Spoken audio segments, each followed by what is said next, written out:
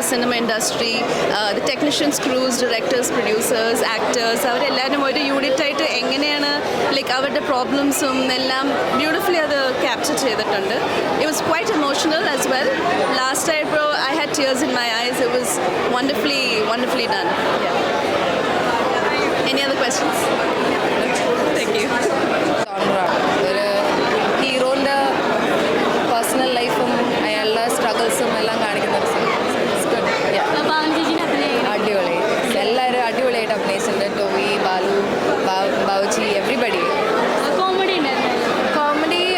Comedy ഉണ്ട്, emotions ഉണ്ട്, drama ഉണ്ട്. So it's entertainer. എല്ലാം ഉള്ളവർ. Thank you. ഇനി ഇങ്ങനത്തെ ഒരു പടം പ്രതീക്ഷയില്ല. ട്രെയിലർ കണ്ടപ്പോൾ ആക്ച്വലി ഒരു അടിച്ചുപൊളി ഫീൽ ആയിരുന്നു വിചാരിച്ചത്. പക്ഷേ അടിച്ചുപൊളിയല്ല, കളി കാര്യമാവുന്നുണ്ട്. സിനിമയിലൊരു ഇമോഷൻ ഉണ്ട്, അത് നന്നായി കണക്റ്റ് ആവുന്നുണ്ട്. സോളിഡ് സ്റ്റോറി ഉണ്ട്.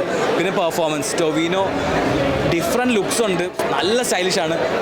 അത് ദാൻ ദാറ്റ് നന്നായി പെർഫോം ചെയ്തിട്ടുണ്ട്. പിന്നെ സൗബിനകത്ത് കുറച്ച് വൈബ്, ഒരു ചാർലി വൈബായിരുന്നു.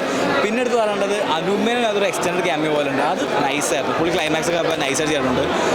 എനിക്ക് ഏറ്റവും ഇഷ്ടപ്പെട്ട ഈ മൂവിയിലെ ഫ്രെയിംസ് ഭയങ്കര ബ്യൂട്ടിഫുള്ളാണ്. അതിന് എടുത്ത് പറയേണ്ട എക്ട എന്ന് പറഞ്ഞൊരു കോസ്റ്റ്യൂം ഡിസൈൻ, പുള്ളിക്കാരുടെ ഇവരുടെ ഡ്രസ്സിങ്സ് ഒക്കെ അടിപൊളിയായിരുന്നു. ഭയങ്കര രസമുണ്ടായിരുന്നു.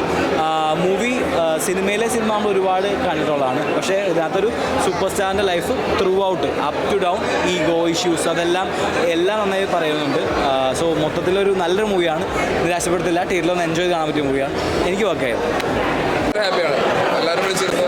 എല്ലാവരും ഹാപ്പിയാണ്. മഞ്ഞുമൽ ബോയ്സിന്റെ ഒരു പടം തന്നെയല്ലേ അപ്പോൾ ഇത് വീണ്ടും സീൻ മാറ്റും?